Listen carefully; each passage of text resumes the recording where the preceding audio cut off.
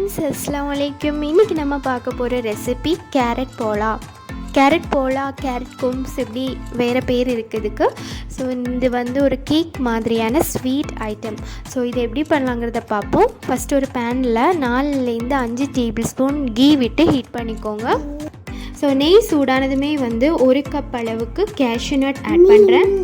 So cashews எல்லாமே வந்து brown colour ஆகிறது வரைக்கும் அதை ஃப்ரை பண்ணி எடுத்துக்கணும். ஸோ ப்ரௌன் கலர் ஆனதும் அதை எடுத்து மாற்றி வச்சிடலாம்.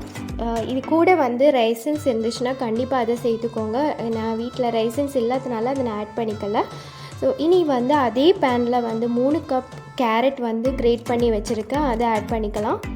ஸோ சேம் ரெசிபி வந்து பனானாவில் பண்ணாலும் நல்லா தான் இருக்கும். கேரட் இல்லாமல் பனானாவில் கூட இதை ட்ரை பண்ணிக்கலாம். ஸோ அதை வந்து போலா அப்படின்னு சொல்லுவாங்க.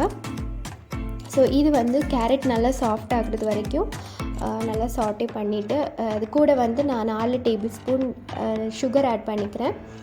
ஸோ சுகர் ஆட் பண்ணி நல்லா கேரட் வந்து நல்லா சாஃப்ட் ஆகணும். ஸோ யூஸ்வலி என்ன பண்ணுவாங்கன்னா அந்த கேரட்டை வந்து மிக்சியில் போட்டு நல்லா கிரைண்ட் பண்ணிடுவாங்க எக் மிக்ஸ்சரு கூட. நான் வந்து இன்றைக்கி கிரைண்ட் பண்ணலை, அதே மாதிரி தான் போட போகிறேன். ஸோ இதை வந்து சாஃப்ட் ஆனதும் மாற்றி வச்சிடலாம். ஸோ கேரட் நல்லா வதங்கிடுச்சு, குக் ஆகிடுச்சு. ஸோ இதை இனி மாற்றி வச்சுட்டு நம்ம இனி அடுத்த ப்ராசஸ்க்கு போகலாம். ஸோ ஒரு பிளெண்டரில் ஒரு 3 டேபிள் ஸ்பூன் சுகர் ஆட் பண்ணிக்கோங்க ஃபஸ்ட்டு. ஸோ இனி சுகர் ஆட் பண்ணதுக்கப்புறமா முட்டையை உடச்சி விட்டுக்கலாம். நான் இங்கே 4 முட்டை எடுத்துக்கிறேன். 4லேருந்து 5 முட்டை கூட எடுத்துக்கலாம். ஸோ 4லேருந்து 5 முட்டையை உடச்சி விட்டுட்டு இதில் 1 டீஸ்பூன் அளவுக்கு ஏலக்காய் தூள் சேர்த்துக்கிறேன். ஒரு ஸ்மெல்லை கொடுக்கும், ப்ளஸ் முட்டையோட ஸ்மெல்லையும் அதை எடுத்துரும். ஸோ ஏலக்காய் தூள் சேர்த்ததுக்கப்புறமா இதை வந்து நல்லா பிளெண்ட் பண்ணி எடுத்துக்கணும். ஸோ இனி வந்து இதை பிளெண்ட் பண்ணி எடுத்துகிட்டு வரலாம். ஸோ இப்போது வந்து நம்ம எக்கு வந்து நல்லா பிளெண்ட் பண்ணியாச்சு. இனி இதை ஒரு பவுலில் ட்ரான்ஸ்ஃபர் பண்ணிவிட்டு நம்ம மாற்றி வச்சுருக்கக்கூடிய அந்த கேரட்டை வந்து குக் பண்ணி வச்சுருக்கக்கூடிய கேரட்டை வந்து இந்த எக்கு கூட ஆட் பண்ணிக்கலாம்.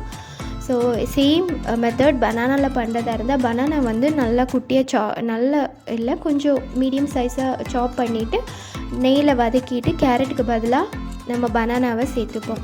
ஸோ எக்கு கூட இந்த கேரட்டை வந்து நல்லா மிக்ஸ் பண்ணிக்கணும்.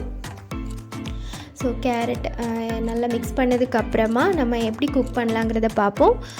ஒரு நான்ஸ்டிக் பேன் எடுத்துக்கோங்க. இந்த மாதிரி நான்ஸ்டிக் பேனில் கீ விட்டு நல்லா ப்ரஷ் பண்ணிக்கோங்க. இந்த சைட்ஸ் எல்லாத்தையும் சேம் சட்டி பத்திரியோட மெத்தட் தான்.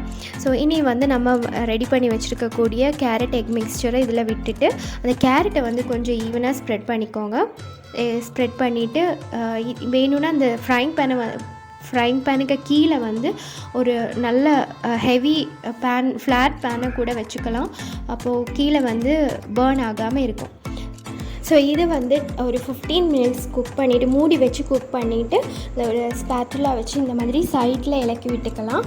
அப்புறமா ஒரு பிளேட்டை வந்து அதுக்கு மேலே வச்சு சேம் சட்டி பத்திரியில் பார்த்து அதே மெத்தட் தான், ரொம்ப கவனமாக ஃப்ளிப் பண்ணிக்கணும். ஃப்ளிப் பண்ணிவிட்டு அந்த டாப் போர்ஷனை கொஞ்சம் நேரம் குக் பண்ணிக்கணும். ஸோ அவ்வளோதான், நம்ம கேரட் போல் இங்கே ரெடி ஆயிடுச்சு. ரொம்ப ஹெல்த்தியான ஒரு ஸ்நாக் ஐட்டம், ஈவினிங் ஸ்நாக்காக கூட எடுத்துக்கலாம். ஸோ இது பனானாவில் பண்ணாலுமே நல்ல டேஸ்டியாக தான் இருக்கும். ஸோ கண்டிப்பாக ட்ரை பண்ணி பார்த்துட்டு உங்களோட ஃபீட்பேக்கை கமெண்ட் பாக்ஸில் சொல்லுங்கள். அண்ட் என்னோடய சேனலுக்கு இதுவரை சப்ஸ்கிரைப் பண்ணாதவங்க கண்டிப்பாக சப்ஸ்கிரைப் பண்ணிக்கோங்க. ஸோ எங்களுக்கு எந்த கேஷ்யூஸும் சாப்பிட்றதுக்கு இருக்காதுன்னு நினைக்கிறேன். ஸோ என்னோடய வீடியோ பிடிச்சிருந்துன்னா கண்டிப்பாக லைக் பண்ணுங்கள், ஷேர் பண்ணுங்கள், மறக்காமல் சப்ஸ்கிரைப் பண்ணுங்கள். தேங்க்ஸ் ஃபார் வாட்சிங்.